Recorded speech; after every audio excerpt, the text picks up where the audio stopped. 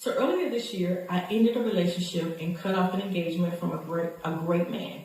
He was a good man. He loved God. He was a praying man. He loved and adored me. He was there for me. He was handsome. He was well educated. He didn't have any kids. He checked all the boxes. All the boxes. But there was still something missing. And I just knew that I could not go through with this marriage. There was just something that did not connect. I felt that there should have been a connection between he and I, and it's a reasonable price. Like it's on sale. What the hell just happened? For me. That mother just skipped on. Yes, he was a good man.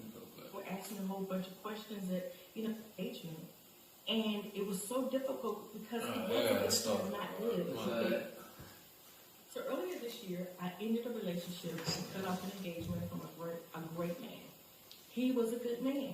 He loved God. He was a praying man. He loved and adored me. He was there for me. He was handsome. He was well educated. He didn't have any kids. He checked all the boxes. But there was still something missing. And I just knew that I could not go through with this marriage. There was just something that did not connect. I felt that there should have been a connection between he and I in order for me to be his wife. And so I cut off the engagement. And it was so difficult because he was a good man. It's easy when a person is not good. You can justify why you cut things off. But when a person is truly a good person, it's hard to explain. So I found myself trying to explain it to family and friends, and they were asking me a whole bunch of questions that, I could not say, exactly why, other than the fact that I just did not feel the connection. There was something that was not there that I needed to be there in order for this to be my husband. And so I stopped trying to explain it, and I just trusted my decision, and I went on. But then I got an epiphany, and it was just like, have you ever been shoe shopping? And you saw a nice pair of shoes, and it's like, ooh, I love the color. I love the style. The heel is the right size. And it's a reasonable price. Like it's on sale, and it's a good shoe. But then when you approach the shoe, you see that it's a size 6, and you need a size 7. Does it take away from the fact that the shoe is a good shoe? Does it take away from the fact that you're getting a great deal for the quality? Does it take away from the fact that the heel is still the right size? It doesn't matter. All that still makes the shoe is still good. But if it's not your size, it's not the shoe for you. And so that is what I had to accept. Yes, he was a good man.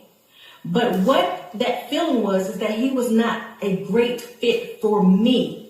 It didn't take away from who he was, but it was just confirmation that he was not a good fit for me. And that leads me to say that some of us are trying to force relationships when we know they don't fit. It doesn't mean that the person is not good. It doesn't mean that they are not good-hearted people. It just means that they're not a good fit for you. So free them up. Don't continue to settle for things that you know is going to cause discomfort in the future. Me purchasing a size 6 shoe when I wear a 7 is discomfort. Don't do it.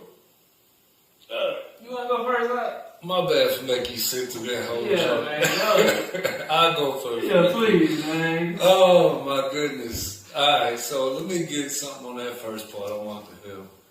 So earlier this year, I ended a relationship and cut off an engagement from a great man. If you can't pull that, he was a good woman man. shall receive every man. I don't know. I got you. Sorry, 36:21. Come on. He loved God. He was a praying man. He loved and adored me. He was there for me. He was handsome. He was well educated. He didn't have any kids. He checked all the boxes. But it's a sad day for the brother that she talking about. At the same time, he won. Right, he did. It's crazy. All right, man. Sisters, y'all gotta understand. Like, we put in a position where we cannot do right. Like, this man checked off all of the boxes. Except for one, she just couldn't find the fit. I didn't check the fit box. and the fit box sounds like her box down there needed another package. That's what that sounded like. But what Didn't fit. right, didn't fit. Stop the madness. Woo! But what this reminds me of is the Steph Curry syndrome, the Steph Curry wife syndrome. What's her name again? I can't Aisha remember. Curry. Aisha Curry. Yep. This the Aisha Curry syndrome right here. You got everything, and something still ain't right. You know what that something is? He wasn't able to rule over her as he was supposed to.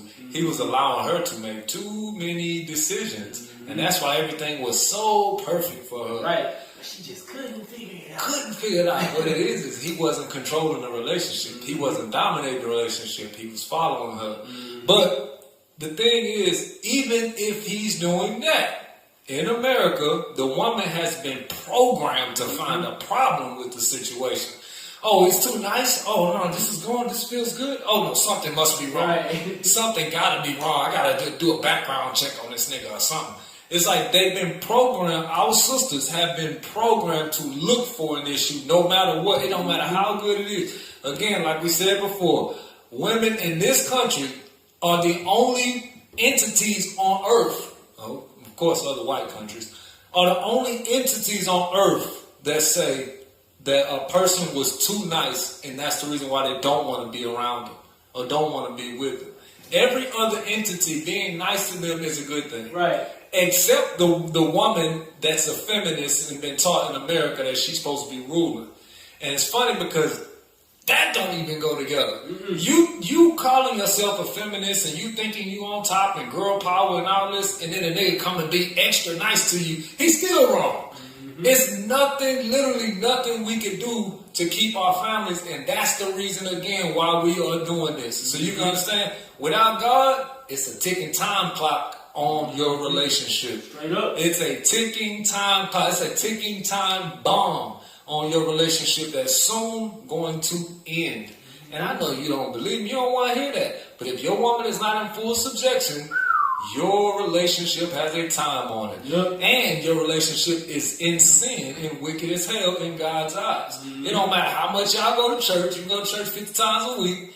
It don't matter. If you are not in a leadership position as a man in your house and your woman in the servitude position, the words I don't like, if that's not happening, your household is in sin. All right? So what we're trying to show here is it's a point where there is no making the woman happy, the American woman. And that's because that's literally not your job. It's her job to be making you happy. Thank you. And you can actually be happy. You'll never hear a man say, oh, she was too nice. I can't deal with it. Everything I said, I just couldn't do it. That's too much. She just, everything I tell her to do, she just messaging me every 2 minutes and all that. A man wants that. A man wants a woman to be clingy. What does that show? Her attention is on you. It's not on everybody else. Right. But the woman's mindset is not programmed to respond well with clingy men or men that's kissing they behind. He put himself in the female position, and that's the reason why, or one of the reasons why she don't want him. But again, this is the Steph Curry, Aisha Curry syndrome. Let's get that real quick. We'll get on screen real quick. 36:21. Come. And before we read this, go into it, because like she's saying, he didn't fit. You're supposed to fit him. You were made for him, not the other way around. And a lot of sisters got this delusion in their head, but this is why. You know what I'm saying? It's this is the book of Sirach, chapter 36, verse 21. A woman will receive every man. A woman what? Will receive every man. Why does it say a woman will receive every man? Because contrary to popular belief, women were sold to whoever the father felt like was a good person or somebody that actually needed a wife in the neighborhood. So one of the brothers that he knew that needed a wife or whatever. It wasn't, oh, let me check with her and see what she said. Oh, no, she's going to receive any man that the father give her. Any man. It wasn't no way she had any say-so at all on it. But now, today, 2023, we give the woman the choice. And what we have now is more single people than ever. Why? Because she's not programmed to pick. She's not. she's not actually in a position mentally to pick a righteous husband. She's picking like a child. Right. Like a child picks candy every time. I just want candy. It tastes good. Why can't I just eat candy 24/7? Why not? That's just like her picking the dude that, like they do today. They just go for the dudes that's young, in the hood, and not doing nothing but shooting shit up. That's all they doing is shooting up stuff, selling drugs, the stuff that we're not supposed to do. That's what's being glorified. And that's what they call their candy today. Because they want the so-called bad boy. Right. And what's crazy is they want the power to make the decision, but they can't even figure out what they gonna eat tonight. So how in the hell are you gonna make a decision on who you need to spend the rest of your life with? You're not even capable of making that type of decision, which is why the father was the one who would pick your husband for you. Come on. Yeah, you're supposed to receive every man. It ain't supposed to be, oh, well, it's just this one thing that gave me the ick, and I just couldn't get over that. No, you're supposed to receive any man that your father gave you. And now we're in a horrible state right now because we're letting these women pick, and they will leave a situation just for any reason. No matter what the man had invested in her, no matter if there's children involved, none of that. They would just leave, because the fit wasn't right. Checked off 1,000 boxes, but the fit wasn't right. Right. If we allow women to make the decisions forever, there will be no families. All right? Just so y'all know. All right, that was it on that? I wanted to say, you touched on the first part, as far as him not fitting because of maybe the choices she made. Maybe she had a, couple sexual partners or whatever, and it's just hard for her to bond with this man. Right. And the other thing that caught me was when she said she had an epiphany that he didn't fit. Well, sister, what if God was showing you that you were the size 6 and he was the 7? Because again, the woman is the possession. I think the father was trying to show you that you didn't fit because of all the bad choices you made. Because the woman was made for the man. All you got to do is do what he say. There's no fitting in that. Just do it. But the fact that you couldn't do that, and you just said the brother was perfect, besides the fact that he, may have been too nice or whatever, it just shows you that you cannot be pleased. And this is a lot of women today. You know what I'm saying? You can have the greatest man, you can have a man that you prayed for, looking. This is my beloved son in whom I am well pleased. Hear him. And you still won't listen. You know what I'm saying? So, yeah. That's why we call it the Aisha Curry syndrome. Because Aisha Curry got everything. Like literally everything she wants. She could spend money in every country. She can go on any vacation. Her husband had two $200,000 contracts. I said $200,000. Two $200 million contracts, right? You put the respect on his name, man. Respect on that. 200 M's, right? And the woman still cannot be satisfied. All right, so we have to understand, we as regular men out here in these streets, without the M's, and we trying to please a woman, just know she cannot be pleased. It's impossible. The mindset has to change, and she has to now turn towards pleasing you, serving you. That's the only way your relationship's gonna last. Why? The whole time you spending trying to please her, just know for certainty at some point in time that's gonna run out. All right? They can never be completely pleased. They're not logical. They go off of emotions. The man can be pleased. The man is cool with what he have, and the man will settle for less as well. But the woman in America been taught never settle for less. Right. Never stop unless you have everything you want. If he doesn't give you everything you want, he's a jerk. Leave him and find the man that will. Trust me, he's out there and he's waiting on you, and you can't find him because you are sitting here waiting and dealing with this man. No, he's not, sisters. He's not there. Believe, man, he's not in there. It is sad. But in their head, anything is possible. Anything's possible. Anything's possible. Anything possible. I want her to be 8 feet tall, $300,000 a second, and make sure he had a giant piece for me. The Willies, bro. All for me to be disrespectful to him and then leave him and take everything. Because he got a fit me. Oh my God.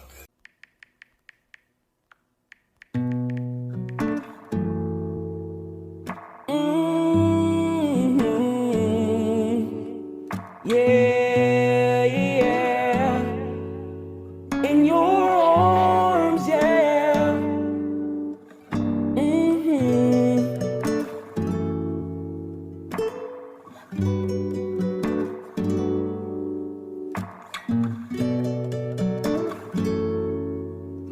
In your arms, in your arms, in your arms, yeah. I can feel the spirit holding me in your arms, yeah. I can feel your healing energy in your arms, yeah. I am hearing your presence, it's enough for me in your arms, yeah. I can feel the spirit holding me in your arms, yeah. I am safe and secure in your arms.